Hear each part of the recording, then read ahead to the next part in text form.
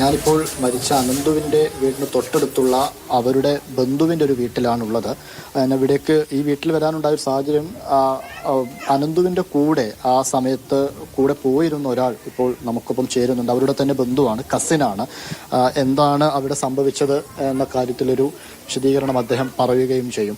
ഇന്നലെ ഒരുമിച്ചായിരുന്നു പോയതല്ലേ? അതെ അതെ, ഒരുമിച്ചാണ് പോയിരുന്നത്. ഏകദേശം 8 മണി ഉണ്ടാവും. ഞങ്ങൾ സാധാ പോണ സമയത്ത് തന്നെ ഞങ്ങൾ പോയിരുന്നത്.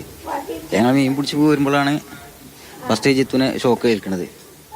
ഓനപ്പം തന്നെ ആ കമ്പിമ്മ കൂടെ തന്നെ വീണത്. അതിൻ്റെ ഒപ്പം തന്നെ ഏതു ഉണ്ടായിരുന്നു. ഏതു ഇങ്ങോട്ട് വെള്ളത്തിൽ തന്നെ വീണിരുന്നു. എന്നാൽ ഏതുവിനെ ഞങ്ങൾക്ക് രക്ഷപ്പെടുത്താൻ കഴിഞ്ഞു. രണ്ടാമത് ജിത്തുവിനെ രക്ഷപ്പെടുത്താൻ പോകുമ്പോഴാണ് ഷാനുവിനെ ഷോക്ക് ഏൽക്കുന്നത്. ഫുട്ബോൾ കഴിഞ്ഞ് വരികയായിരുന്നു. അപ്പോൾ തോട്ടിലേക്ക് മീൻ പിടിക്കാൻ ഇറങ്ങിയതാ? അതെ അതെ, മീൻ പിടിക്കാൻ വേണ്ടിയിട്ട് പോയതാ. വെള്ളത്തിലേക്ക് ഇറങ്ങിയോ? വെള്ളത്തിലേക്ക് ഇറങ്ങി. ഞങ്ങൾ മീൻ പിടിച്ച് പോരുന്നു. അപ്പോഴാണ് ഈ കമ്പിമ്മ ഫസ്റ്റ് ജിത്തു നിന്ന് അടിക്കണത്.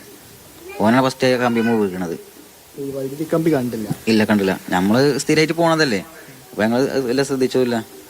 സ്ഥിരമായിട്ട് പോകുന്ന ഏരിയയാണ്. അവിടെ ഈ വൈദ്യുതി കമ്പി നേരത്തെ ഉണ്ടോ? ഇല്ല, ആദ്യം ഉണ്ടായിരുന്നില്ല.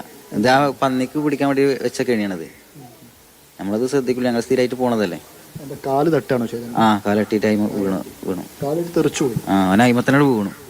അവിടെ തന്നെ ഷോക്ക് അടിച്ച് അയിമ വീണു. ജിത്തുവിന് മാത്രമാണ് ആ സമയത്ത് ഷോക്ക് അടിച്ചത്? ജിത്തുവിനും ഏതുവിനും. ഒരു രണ്ടാൾക്കാരാണ് ആ വെള്ളത്തിൽ കിടന്നത്. അപ്പോൾ അതിൽ പിന്നെ ഏതുവിനെ രക്ഷപ്പെടുത്താൻ ഞങ്ങൾക്ക് കഴിഞ്ഞു. ഏതുവിനെ ഓന് ബനിയിട്ടിരുന്നു. ആ ബനിയത്തിന്റെ ഉള്ളിൽ കൂടെ തോർത്തന്റെ വടി കൊണ്ട് അതിന്റെ ഉള്ളിൽ കൂടെ ചിറ്റേന്റെ വലിച്ചെടുത്ത് ഞങ്ങൾ രക്ഷപ്പെടുത്തി. എടുക്കുന്നതിന്റെ മുൻപ് തന്നെ ജിത്തുവിന് അപ്പൊ എടുക്കാൻ കഴിഞ്ഞില്ല. ഓനെ ചെല്ലുമ്പോ തന്നെ ഞങ്ങൾ ഷോക്ക് അടിച്ച് ഇങ്ങനെ നിൽക്കുകയാണ്. അതിൽ പിന്നെ അപ്പഴത്തിന് ഞങ്ങള് കമ്പിമ തട്ടി ഷാന് വീണത്.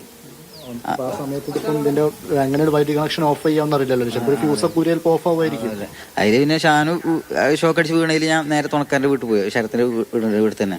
അതിൽ ഓനെ പോയി വിളിച്ചോണ്ടെന്ന് ഓൻ്റെ അച്ഛനും അനിയനൊക്കെ വന്ന് അപ്പൊ തന്നെ ഇവിടെ ഫീസ് വരാനൊക്കെ പറഞ്ഞിട്ട് അങ്ങനെയാണ് ഈ ഷാനു രക്ഷപ്പെട്ടത്. അപ്പൊ തന്നെ കുടുംബക്കാരുണ്ടായിരുന്നു, ഞങ്ങളെ ഏതുവിന്റെ കുടുംബക്കാരുണ്ടായിരുന്നു, മേമൻ്റെ കുട്ടി. ഓനാണ് ഷാനുവിനെ കുറച്ച് വലിച്ചിങ്ങോട്ട് കരയ്ക്ക് ആക്കിയത്. അതുകൊണ്ട് ഷാനു രക്ഷപ്പെട്ടു. ജിത്തുവിനാണ് തീരെ ഞങ്ങൾക്ക് രക്ഷിക്കാൻ കഴിയാഞ്ഞത്. അത്ര വെള്ളമൊന്നും ഇല്ലാത്തൊരു തോടാണ്, അതിലങ്ങനെ മീൻ പിടിക്കാൻ ഇറങ്ങിയത് തന്നെയാണ് അല്ലേ?